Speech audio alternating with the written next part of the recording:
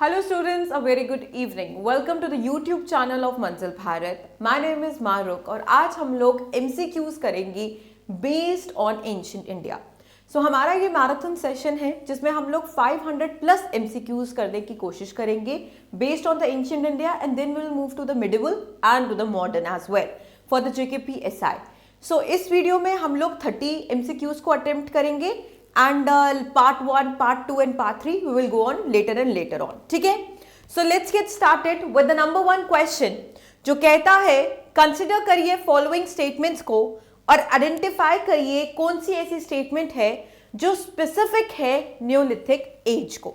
सो हम लोग ऑलरेडी अगर आप जानते हैं so there are 3 stages prehistoric age में. हड़प्पा आईवीसी से पहले जो प्री हिस्टोरिक जिसको हमने पेड कोर्स में ऑलरेडी कवर कर चुके हैं 3 स्टेजेस आती हैं, 3 स्टोन एजेस आती हैं. वन इज द पैलेलिथिक, बीच वाली को मेसोलिथिक कहते हैं and the last one is the Neolithic that is the new stone age.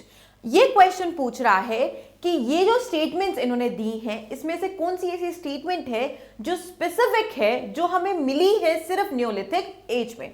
तो पहली स्टेटमेंट है domestication of animals and growing of wild variety of crops. या दूसरी स्टेटमेंट कहती है कि people used copper and bronze to make a lot of tools. And तीसरी statement कहती है making of specialised tools by flaking stones which were pointed in one and.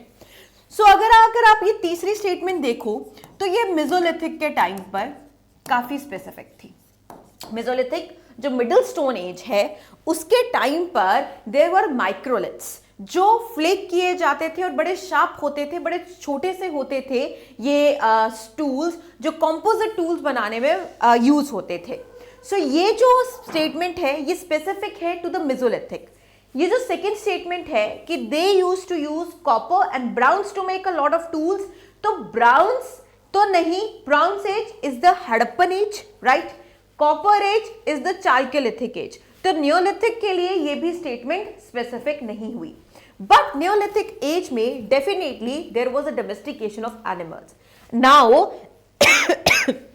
Sorry, food gatherer तो human था palaeolithic में और अपर palaeolithic में पहुंचते पहुंचते आइस एज हो गई खत्म. फिर हम गए मेसोलिथिक में जहां पर अब ह्यूमन जो है वो गैदरर के अलावा एनिमल्स को समझने की कोशिश कर रहा था, ब्रीडिंग समझ रहा था, उनका यूसेज समझ रहा था, उनका ब्रीडिंग सीजन समझ रहा था. और न्योलिथिक में जाते जाते अब इंसान जो है वो डोमेस्टिकेट करने लगा है एनिमल्स को, उसका यूज कर रहा है as well as the human is moving towards a permanent settlement. यहाँ पे विलेज का कंसेप्ट, ट्राइब का कंसेप्ट आ चुका है. सो हमारा जो स्टेटमेंट जो स्पेसिफिक है इस एज के लिए वो है number A statement. Because now in the Neolithic age the human has started the domestication of animals as well as from food gatherer अब ह्यूमन बन चुका है food producer. Agriculture has now be started in the Neolithic age. Now the human is growing a variety of crops. Agriculture start हो चुकी है, village settlement start हो चुकी है, ट्राइब सेटलमेंट स्टार्ट हो चुकी है, ठीक है. And now human food gatherer से फूड प्रोड्यूसर की जर्नी को नाप चुका है. तो ये स्टेटमेंट एप्रोप्रिएट है, स्पेसिफिक है towards the Neolithic age. Next आते हैं which of the following characteristic है न्योलिथिक एज का, कौन सा ऐसा कैरेक्टरिस्टिक है. Use of finely flaked small tools, blades and burins, domestication of cattle, horse and other farm animals and painting and decorating pottery. Actually statement options ये होने चाहिए थे कि जो कैरेक्टरिस्टिक्स है न्योलिथिक का क्या नंबर 1 कैरेक्टरिस्टिक है या बी होना चाहिए था कि 1 या 2 कैरेक्टरिस्टिक है, या सी होना चाहिए था 1, 2 या 3 कैरेक्टरिस्टिक है, और डी होना चाहिए था none of the above. Question ऐसे पूरा होता. So what were the characteristics of Neolithic age? So Neolithic age जो स्टोन एज की सबसे लास्ट एज थी, उसके बाद हम लोग चालकोलिथिक में जहां पर हम कॉपर यूसेज में चले गए, फिर इंडियन सोसाइटी में मेगालिथिक एज पे आते हैं जहां पे मेगालिथ्स हमने एक मेगालिथ वो द लार्ज स्टोन्स, राइट. वहां पर वो कल्चर भी देखा। उसके बाद हम लोग चले गए हड़प्पन में, राइट, और ये चालकियोलिथिक और ये कहा कहते हैं मेगालिथिक, ये प्री हड़प्पन ट्रांसफॉर्मेशन ही था। फिर हम चले गए आईवीसी की तरफ, that is the Indus valley Civilisation, जो एक वन ऑफ द दुनिया की सबसे प्राचीन अर्बन सिविलाइजेशन है और जो हमने यूट्यूब पे ऑलरेडी डिस्कस कर चुके हैं। सो ये जो लास्ट स्टोन एज थी नियोलिथिक, राइट, जिसमें विलेज का कंसेप्ट था, एग्रीकल्चर का कंसेप्ट था, प्रोडक्शन का कंसेप्ट था, डोमेस्टिकेशन ऑफ एनिमल्स का कंसेप्ट था, उसके जो कैरेक्टरिस्टिक्स है ये भी उसका कैरेक्टरिस्टिक्स है, क्योंकि इस टाइम पर जो इंसान है वो finally flaked small stones, blades और ब्यूरन्स को इस्तेमाल कर रहा है। ये भी नियोलिथिक का ही कैरेक्टरिस्टिक है कि अब इंसान डोमेस्टिकेट कर रहा है कैटल्स को, गाय को, घोड़े को और अदर फार्म एनिमल्स को। फार्म एनिमल्स का कंसेप्ट उसको समझ आ चुका है और इस टाइम पर एनिमल, ये जो ह्यूमन है वो पॉटरी, क्ले की जो पॉटरी है उसको भी बना रहा है, पेंट कर रहा है और डेकोरेट कर रहा है। इनफैक्ट वॉल पेंटिंग्स भी हमें प्री हिस्टोरिक एज में देखने को मिली हैं। सो इसका आंसर क्या होगा? ये तीनों कैरेक्टरिस्टिक्स आ जाती हैं नियोलिथिक की। तो ऑप्शन नंबर जो सी है आपका वो एकदम करेक्ट हो जाता है। Let's go to the next one. Which one of the following statement is correct? Prehistoric art के लिए हमें बतानी है कि कौन सी स्टेटमेंट है जो करेक्ट है। पैलेलिथिक और Mesolithic people they started practising painting. Prehistoric art doesn't appear in the Bhimbekta caves. Many figures regarding the solar system were painted. The painting depicts the religious beliefs of the people. मेरे दोस्तों, इस चीज का definitely ख्याल रखना कि जो painting थी, जो आर्ट था प्री हिस्टोरिक, आप समझ रहे हैं ना, जब मैं प्री हिस्टोरिक पीरियड कह रही हूं तो मैं कौन सी एज कह रही हूं? मैं कह रही हूं पैलियोलिथिक, मैं रेफर कर रही हूं मेसोलिथिक को, मैं रेफर कर रही हूं नियोलिथिक को, मैं रेफर कर रही हूं चालकियोलिथिक को, मैं रेफर कर रही हूं द लास्ट एज मेगालिथिक को। तो इन एजेस को मैं प्री हिस्टोरिक एज रेफर कर रही हूं। प्री हिस्टोरिक एज के बाद एंशिएंट इंडिया कहां चला जाएगा? Just a minute. हाँ, प्री हिस्टोरिक के बाद एंशिएंट इंडिया कहां चला जाएगा? आईवीसी में, जो एक अर्बन सेटलमेंट थी। आईवीसी के बाद एंशिएंट इंडिया कहां पे जंप करेगा? वैदिक एज में, जो एक आयरन एज था, जो भी हम लोग ऑलरेडी यूट्यूब पर डिस्कस कर चुके हैं। ठीक है, वैदिक एज के बाद एंशिएंट इंडिया कहां चला जाएगा? महाजनपदास, जो 16 महाजनपदास हैं उनकी तरफ चला जाएगा। उसके बाद आ जाएगा आपका बुद्धिज्म और जैनिज्म।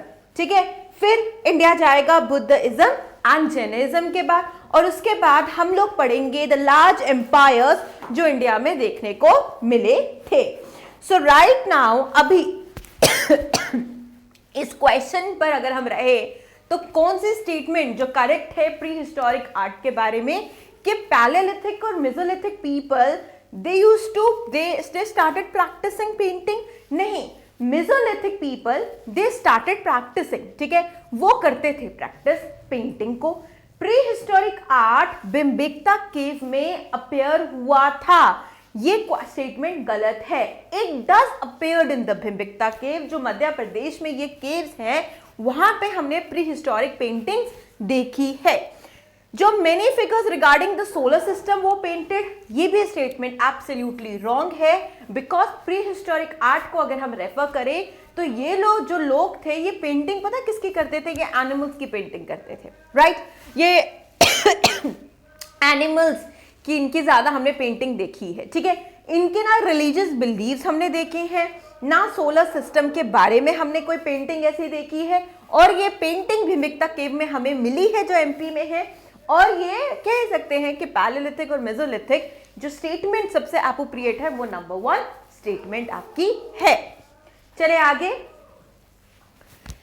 नेक्स्ट क्वेश्चन कहता है बताइए पहला मेटल जो इंसान ने इस्तेमाल किया, कॉपर, सिल्वर, ब्राउन्स या आयरन। सो कौन सा पहला मेटल है जो एक इंसान को पता चला? ब्राउन्स के बारे में या सिल्वर के बारे में इंसान को पता चला था during the time of Harappa, right?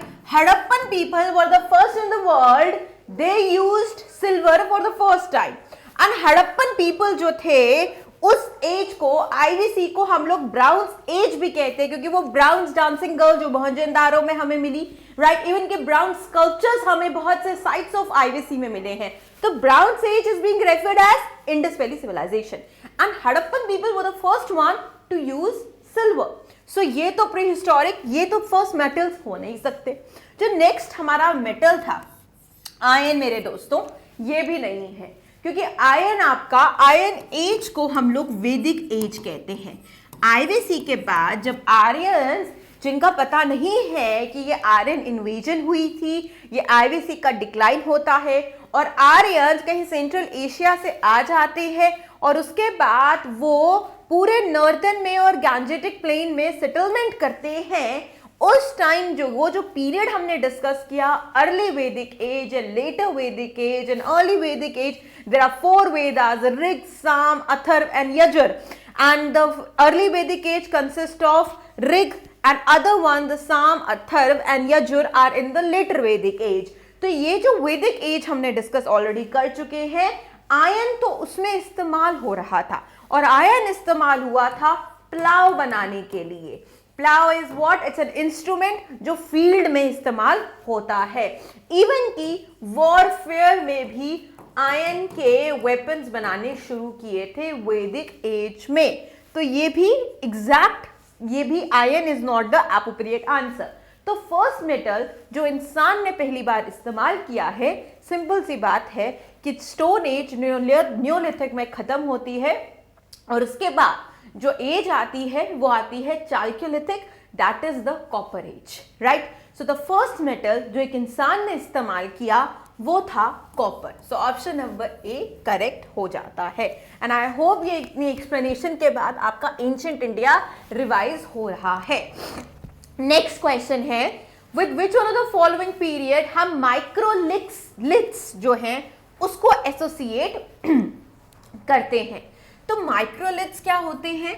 Microlith, micro का मतलब स्मॉल, लिथ का मतलब स्टोन, राइट।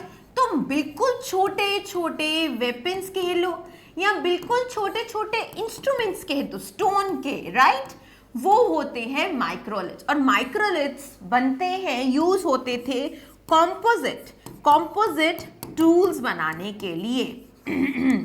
इंस्ट्रूमेंट्स भी नहीं, टूल्स, है ना।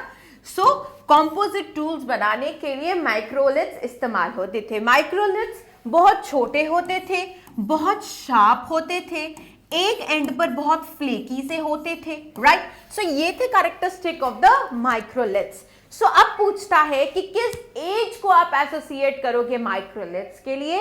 तो अगर आपको प्री हिस्टोरिक एज बिल्कुल क्लियर है तो आपको पता होगा कि पैलेलिथिक में एक इंसान फूड गैदरर था, वो सर्वाइवल मोड पे था, वो डिफेंसिव मोड पे था, वो डिस्कवरी ऑफ फायर कर रहा था, वो डिस्कवरी ऑफ पॉटर व्हील कर रहा था। मेसोलिथिक में जाते जाते जो मिडिल स्टोन एज आ जाती है उसमें जाते जाते टूल्स में हमने डिफरेंशिएशन देखी कि अब इंसान बड़े बड़े टूल से लेकर छोटे छोटे टूल्स बनाने शुरू कर दिए जिन्हें हम माइक्रोलिथ कहते हैं।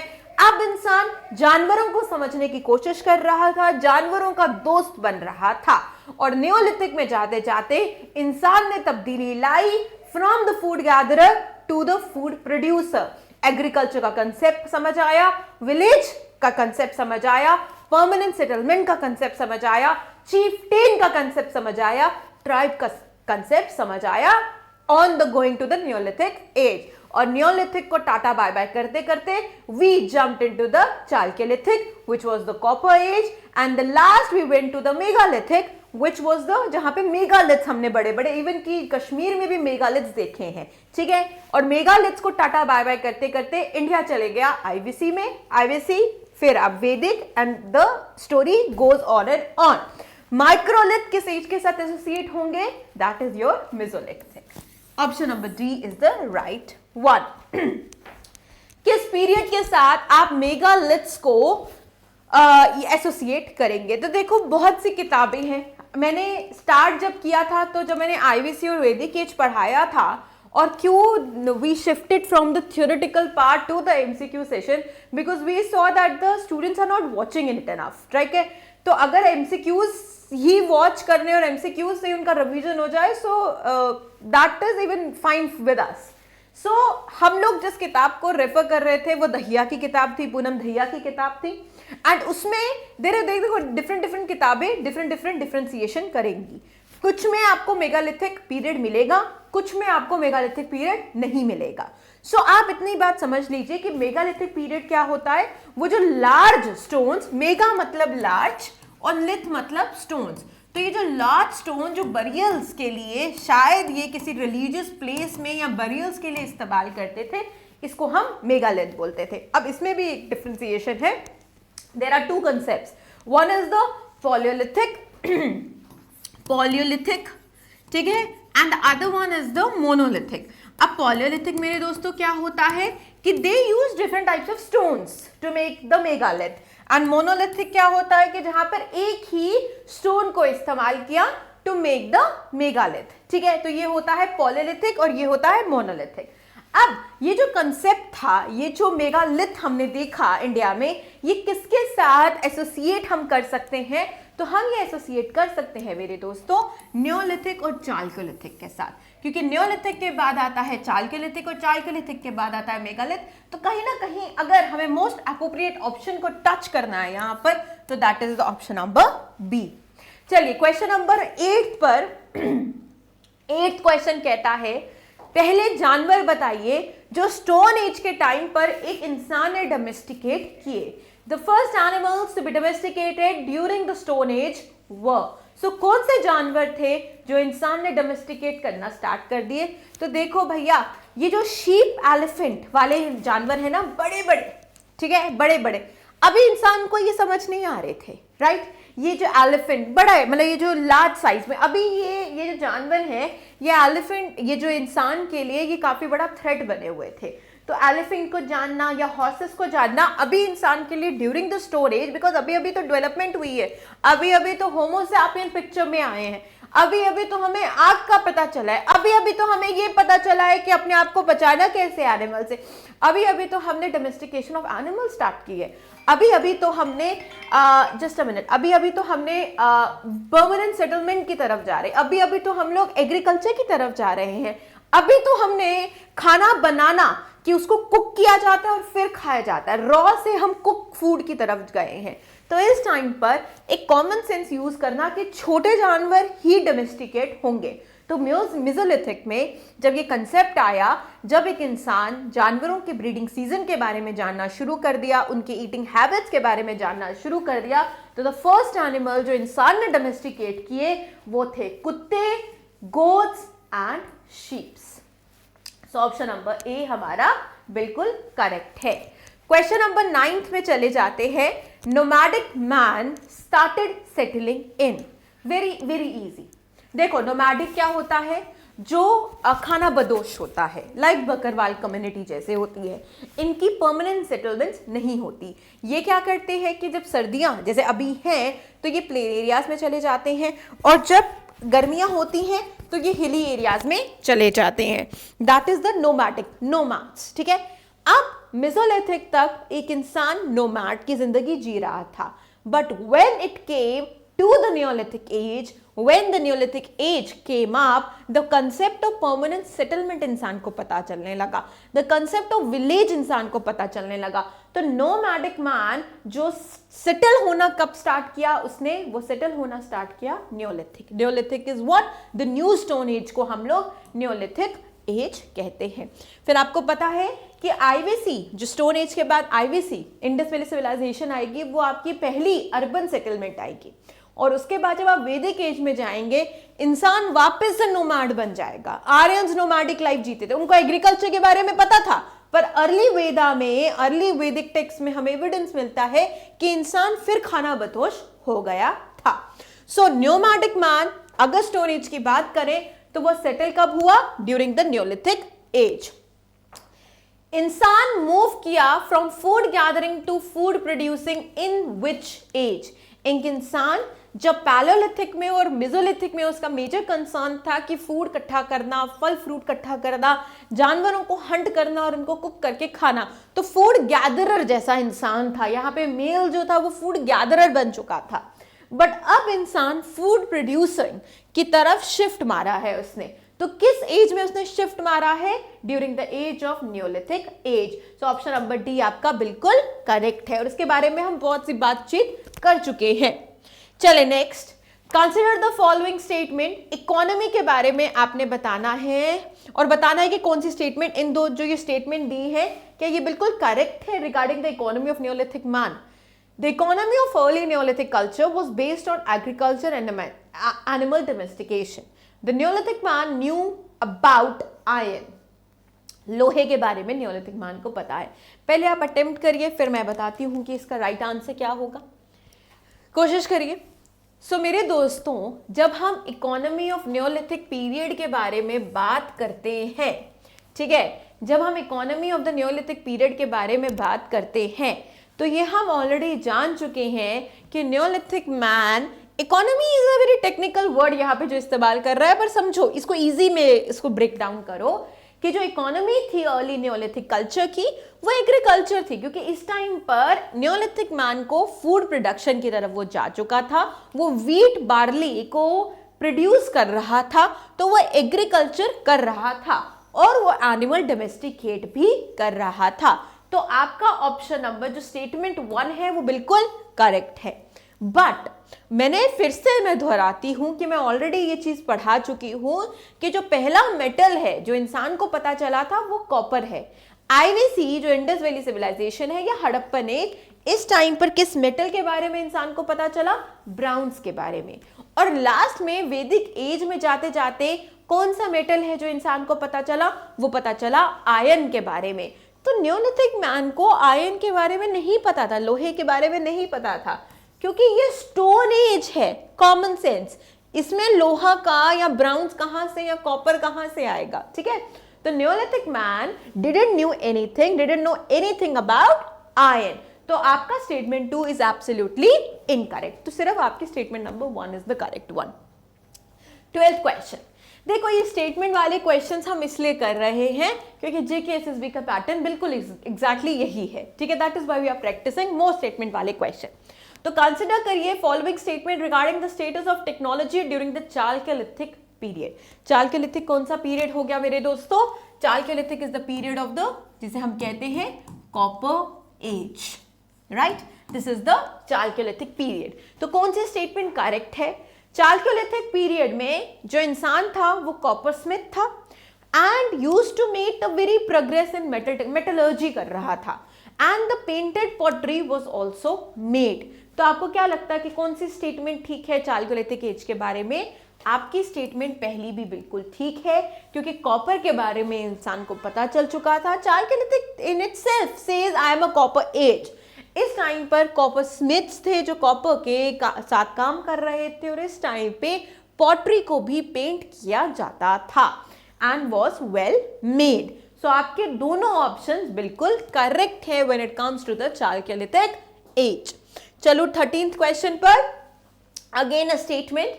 हमें बताना है कि चालकोलिथिक जो कल्चर है इंडिया में, इसमें से कौन सी स्टेटमेंट करेक्ट है? Consider the following statement regarding the Chalcolithic in India and tell us कि which statement is the correct one। पहली स्टेटमेंट पढ़ते हैं। Some of the Chalcolithic cultures were contemporary with the Harappan cultures and others were post Harappan। The Chalcolithic culture is categorized by painted pottery, usually red and black. It was urban as compared to rural Harappa। Are you able to understand? Are you is like English यहाँ पे क्या काफी ज्यादा मुश्किल इस्तेमाल हुई है? इसको ब्रेक डाउन करें। तीसरे वाले के साथ चलते हैं।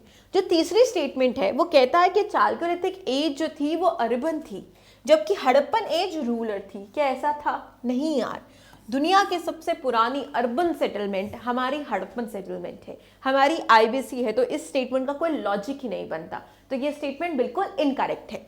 इसके अलावा जो सेकेंड लास्ट स्टेटमेंट है कि चालकोलिथिक कल्चर में जो पॉटरी इस्तेमाल हो रही है वो रेड एंड ब्लैक है, जबकि मैं आपको बता रही हूँ कि आईवीसी में रेड एंड ब्लैक पॉटरी का इस्तेमाल होता है और ये चीज, और ग्रे वेयर आपका वैदिक एज में इस्तेमाल होता है। और यही चीज है, यही कैरेक्टरिस्टिक्स हैं जिनको आपने टेक्निकल चीजों को पकड़कर याद रखना है, क्योंकि यही चीज आपके लिए इंपॉर्टेंट रहेगी। तो चालकोलिथिक में पॉटरी थी, पेंटेड पॉटरी थी, पर रेड एंड ब्लैक नहीं थी, because red and black were there in the Harappan age. तो ये भी स्टेटमेंट इनकरेक्ट है। बट ये स्टेटमेंट कि चालकोलिथिक एज को या मेगालिथिक एज को हम लोग कहीं ना कहीं प्री हड़प्पन कह सकते हैं कि इंसान अब जा रहा था टुवर्ड्स द दुनिया की सबसे पुरानी अर्बन सेटलमेंट की तरफ, जिसका नाम है IVC. So option number A आपका हद तक करेक्ट है।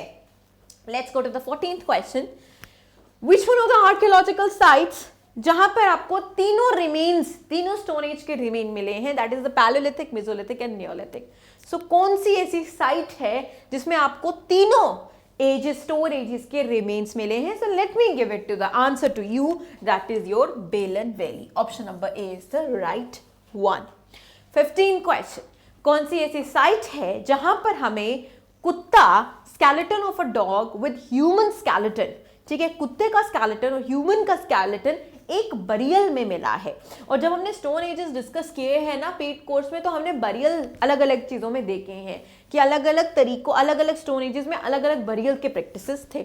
इवन कि हमने हड़प्पन सिविलाइजेशन के साइट्स में भी देखा है कि जैसे जैसे साइट्स थी वैसे वैसे बरियल भी, उनके कंसेप्ट्स चेंज थे।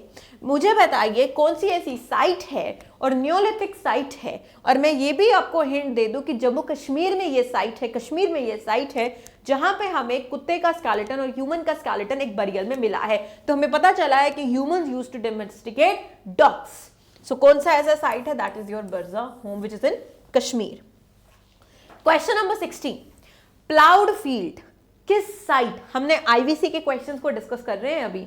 हाँ बताइए, प्लाउड फील्ड हमें किस site of IVC, Indus valley Civilisation की कौन सी साइट पर मिली थी? मोहनजोदड़ो पर प्लाउड फील्ड मिली थी? नहीं। हड़प्पा? नहीं। लोथल? नहीं। नहीं, नहीं, that is your Kalibangan. Option number B is the right one.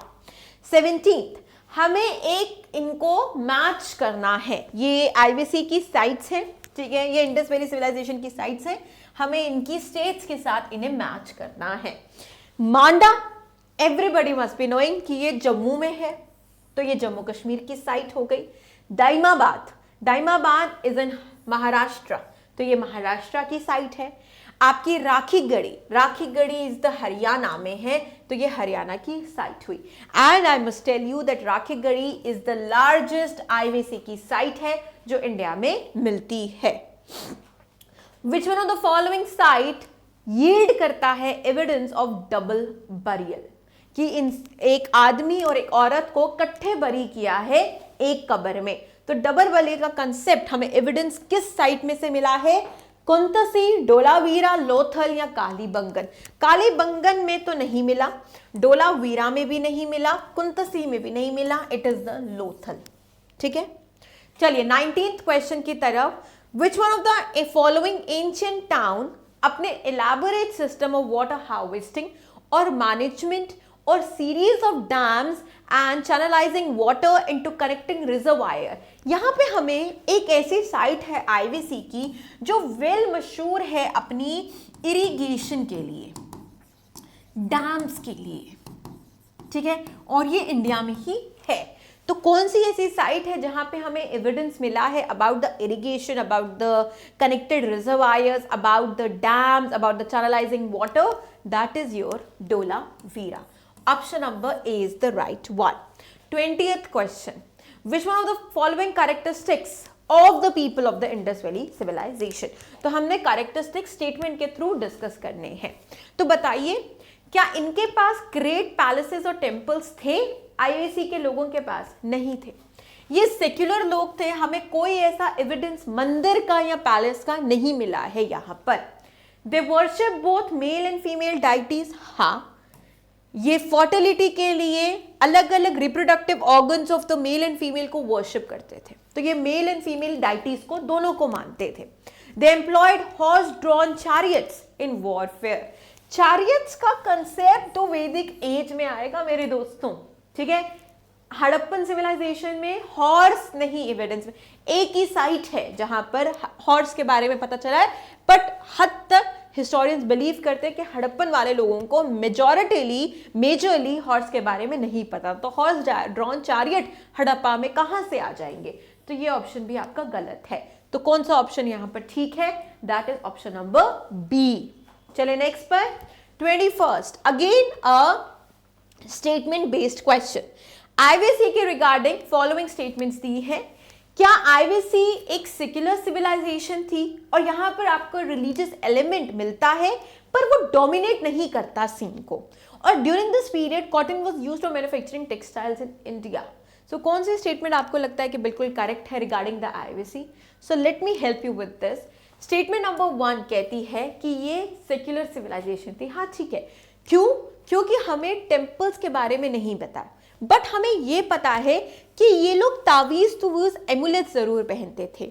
ये रिचुअल बाथिंग जैसे ग्रेट बाथ एंड मोहनजोदड़ो इस चीज का एविडेंस दे रहा है। हमें इवन की फायर ऑल्टर्स भी मिले तो कहीं ना कहीं सेक्रीफाइस में भी ये थे। फीमेल और मेल के डाइटीज को ये मानते थे। पशुपति सील हमें एक चीज बता रही है। फिर हमने कहीं ना कहीं ये भी देखा फैलस की वर्शिप करते थे और इवन की वूम्ब ऑफ द वुमन उसकी वर्शिप करते थे क्योंकि फर्टिलिटी के रिलेटेड। सो कहीं ना कहीं रिलीजियस एस्पेक्ट तो क्लियर है कि ये वर्शिप किस किस करते थे, किस किस चीजों की करते थे, बट वी डोंट नो कि ये टेम्पल्स वेम्पल्स में शायद बिलीव नहीं करते। तो कहीं ना कहीं ये लोग सेक्युलर सिविलाइजेशन थी। सो that is option number 1 is absolutely correct. Option number 2 कहता है, स्टेटमेंट नंबर 2 कहता है कि इस पीरियड में कॉटन को मैन्युफैक्चर किया जाता था टेक्सटाइल्स इन इंडिया। बिल्कुल ठीक है, कॉटन और वूल का कंसेप्ट इन दोनों को पता था, ठीक है, हड़प्पन लोगों को, आईवीसी के लोगों को। तो ऑप्शन नंबर बी भी बिल्कुल करेक्ट। तो दोनों स्टेटमेंट्स आपकी यहाँ पे करेक्ट हो जाती हैं। 22 पर जाएंगे। अगेन मैच द फॉलोइंग करें कि ये आपके आईवीसी की साइट्स हैं और ये आपके एविडेंस हैं, ठीक है। आपने बताना है कि लॉथल से हमें क्या मिला, कालीबंगन से हमें किस चीज का एविडेंस मिला, डोलावीरा से, बनावली से। देखो कैसे करेंगे हम। लॉथल से आपको क्या मिला? लॉथल एक्चुअली एक पोर्ट सिटी थी जो गुजरात में सिचुएटेड थी। यहां से हमें डॉकयार्ड का कंसेप्ट मिला। कालीबंगन से हमें प्लाउड फील्ड का कंसेप्ट मिला। बनावली से हमें टेराकोटा रेप्लिका ऑफ प्लाउ मिला। और डोलावीरा से हमें इंस्क्रिप्शन मिलती है 10 large size science of the Harappan script, जिसको अभी तक हमने डिसिफर नहीं किया है। Which one of the following animal represented नहीं थे हड़प्पन सील्स में और terracotta art of Harappan culture में? तो कौन सा ऐसा एनिमल है जो रिप्रेजेंट नहीं था सील में और हड़प्पन कल्चर में? एलिफेंट भी था, राइनोसेरोस भी था, टाइगर भी था, बट काउ रिप्रेजेंट नहीं था। और जब हम वैदिक एज में जाएंगे तो आप देखेंगे कि जो राजा था ना अर्ली वैदिक एज में, उसको गोमती कहते थे।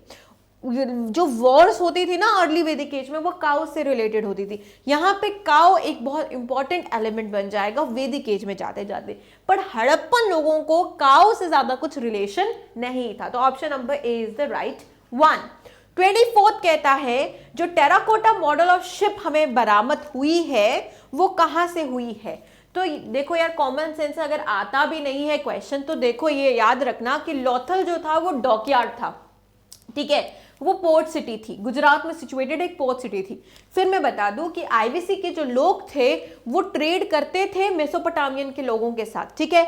मेसोपोटामियन के जो लोग थे वो यहां से इंपोर्ट और एक्सपोर्ट दोनों करते थे। तो हमें हड़प्पन जो सील्स हैं वो मेसोपोटामिया वहां पे मिली है। इनफैक्ट मेहुका कर मेसोपोटामियन स्क्रिप्ट्स ने आईवीसी को कहीं ना कहीं रेफर किया है। तो जो टेराकोटा मॉडल ऑफ शिप था वो हमें मिला था लॉथल से। Option number A is the right one. 25 पर आ जाइए। अगेन आपने ये एक्सकवेटर्स हैं और ये हमारी आईवीसी की साइट्स हैं, इनके साथ मैच करना है। Mohenjodaro was excavated by R D. Banerjee, ठीक है। Harappa Dayaram Sahni, Chanhudaro N G. Majumdar and Lothal by S R. Rao. 26 पर आ जाइए। Choose the following statements and choose the appropriate option from the answer.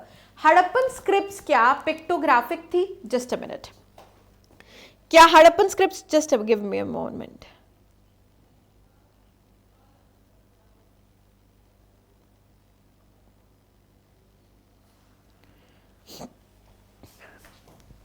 So Lothal was excavated by S.R. Rao and Chanhudaro और एन.जी. मंजुमदार। मैं बस इसको वो कर रही थी कि 100% श्योर है, ठीक है। So consider the following statement और चूज करिएगा इसमें से आंसर की कौन सी स्टेटमेंट करेक्ट है। क्या हड़प्पन स्क्रिप्ट पिक्टोग्राफिक थी? हाँ, आइडोग्राफिक भी थी, आइडोग्रामिक भी थी और पिक्टोग्राफिक थी। पिक्चर्स थे जो रिप्रेजेंट करते थे कुछ ना कुछ सिंबलाइज। और जो स्क्रिप्ट थी ना, हड़प्पन की, वो बोस्ट्रोफिडॉन थी। बिल्कुल सही बात है। बोस्ट्रोफिडॉन का मतलब एक लाइन पर ये लेफ्ट टू राइट लिखते थे और दूसरी ऑल्टरनेट लाइन पर ये राइट टू लेफ्ट लिखते थे। मतलब एक लाइन में ये उर्दू की तरह लिखते थे और दूसरे में ये हिंदी की तरह लिखते थे या अंग्रेजी की तरह लिखते थे। तो ये स्क्रिप्ट को हम लोग बोस्ट्रोफिडॉन कहते हैं। The script of the Harappan is not deciphered till now. बिल्कुल सही बात है। ये जो स्क्रिप्ट है हड़प्पन की, वो अभी तक हम लोग एक्चुअली डिसिफर नहीं कर पाए हैं। सो तीनों स्टेटमेंट्स आपकी करेक्ट हो जाती हैं। Let's jump to the 27th question. Consider the following statement, और हमें फिर बताना है कि कौन सी स्टेटमेंट बिल्कुल करेक्ट है। Indus people worshipped gods in form of trees and animals. हाँ, एनिमल्स को भी वर्शिप करते थे, trees such as peepal trees को वर्शिप करते थे। तो ऑप्शन नंबर स्टेटमेंट नंबर 1 बिल्कुल करेक्ट है। People believed in evil forces and used amulets as protection against them. हाँ, हमें बरियल से पता चला है, हमने तावीज देखे हैं। तो एमुलेट इज तावीज है ना, वो तावीज जो पहनते हैं धागे वागे, वो एमुलेट्स होते हैं। तो इविल फोर्सेस, यहाँ पे जादू जूदू का कंसेप्ट जरूर था, और ये जादू जूदू का कंसेप्ट आप वैदिक एज में बहुत ज्यादा देखोगे। ठीक है, जब आप अथर्ववेदा जब वो आ जाता है, तो Atharvaveda is all about the black magic. Pashupati represent हुआ है सील्स में in sitting in a yogic posture. बिल्कुल ठीक है, ये स्टेटमेंट भी बिल्कुल करेक्ट है। Sufficient evidence for the prevalence of phallic worship. Phallic क्या है? Phallus is what? The male reproductive organ की ये worship करते थे। ये स्टेटमेंट भी बिल्कुल ठीक है। So ये चारों स्टेटमेंट्स बिल्कुल करेक्ट है about the IVC। 28 पर जंप इन करिए। Consider the following statement. Barley has been found from one of the IVC sites. हाँ, हमें बार्ले और राइस दोनों की वो मिली है, एविडेंस मिला है। People of IVC used to make pottery. बिल्कुल, रेड एंड ब्लैक पॉटरी बनाते थे, ये भी स्टेटमेंट बिल्कुल करेक्ट है। People of IVC used to trade with other countries. बिल्कुल ठीक है, आईवीसी के लोग ट्रेड करते थे मेसोपोटामिया और इजिप्शियन कल्चर के साथ, क्योंकि कंटेम्परेरीज थे ये लोग आईवीसी के। तो आईवीसी का हमें एविडेंस मिला है कि ये ट्रेड करते थे विद द मेसोपोटामियन सिविलाइजेशन के साथ। तो ये तीनों स्टेटमेंट अगेन बिल्कुल करेक्ट है regarding the Indus valley civilisation. Following statement हमें बताना है इनकरेक्ट है आईवीसी के बारे में। That people of IVC used to practise metallurgy. वो तो करते थे, मेटल्स के बारे में वो जानते थे, मेटलर्जी, ब्राउन्स के बारे में वो जानते थे, इवन के लो ग्रेड कॉपर के बारे में भी वो जानते थे और मेटलर्जी करते थे। No site in this civilisation has been found in Haryana. क्यों? आपके सबसे largest site of IVC is in Rakhigarhi. Rakhigarhi कहाँ है? हरियाणा में है। तो ये स्टेटमेंट हाँ इनकरेक्ट है, और यही हमें इनकरेक्ट स्टेटमेंट तो देखनी थी, तो ये स्टेटमेंट आपकी बिल्कुल ठीक है। तीसरी भी पढ़ लेते हैं। Animals known to people were humped bull, rhinoceros, elephant and sheep. ये भी स्टेटमेंट आपकी करेक्ट है, तो ये इनकरेक्ट स्टेटमेंट में से नहीं आएगी। 30th question, the last question. The main characteristics of IVC क्या था? टाउन प्लानिंग हमने ऑलरेडी डिस्कस कर चुके हैं कि रिमार्केबल अगर कैरेक्टरिस्टिक जो आईवीसी का था वो उनकी टाउन प्लानिंग, वो उनका ग्रिड सिस्टम था, राइट। वो citadel, upper house and lower house जो था, जिसमें हमें सोशल इनइक्वालिटीज के बारे में पता चला, उनका ड्रेनेज सिस्टम, राइट, उनके बारे में ड्रेनेज सिस्टम की वेल कर स्वच्छ भारत अभियान जो हम लोग अब चला रहे हैं, आईवीसी को ऑलरेडी पता था। एक घर में एक वर्टिकल ड्रेन थी, पाइप थी, जो एक मेजर ड्रेन और स्ट्रीट के नीचे, गलियों के नीचे वो ड्रेन होती थी और वहां पे वो कनेक्टेड थी, तो सारा गंद यहां से चला जाता था। और वेल लेड आउट सिस्टम था। यह हमने पढ़ा कि ग्रिड सिस्टम था, हर घर के सामने से एक लेन जाती थी और वो लेन 90 एंगल पे मिलती थी दूसरी लेन से, तो एक चौराहा ये बनाया हुआ था। तो वेल लेड आउट रोड्स थी। सो ये तीनों जो कैरेक्टरिस्टिक्स हैं, they are the well known and the marvels of the Indus valley civilisation. So with this हमारा जो पार्ट 1 है marathon session of ancient India वो खत्म होता है। इसके बाद हम लोग अगेन कुछ क्वेश्चंस करेंगे बेस्ड ऑन आईवीसी, फिर हम लोग डिस्कस करेंगे the Vedic age, and then we will go to the Mahajanapadas, and then we will go to the Buddhism and Jainism and the Mauryans and Guptas we will discuss, right? So I hope ये video आप लोगों के लिए helpful है. Till then, take care and bye bye.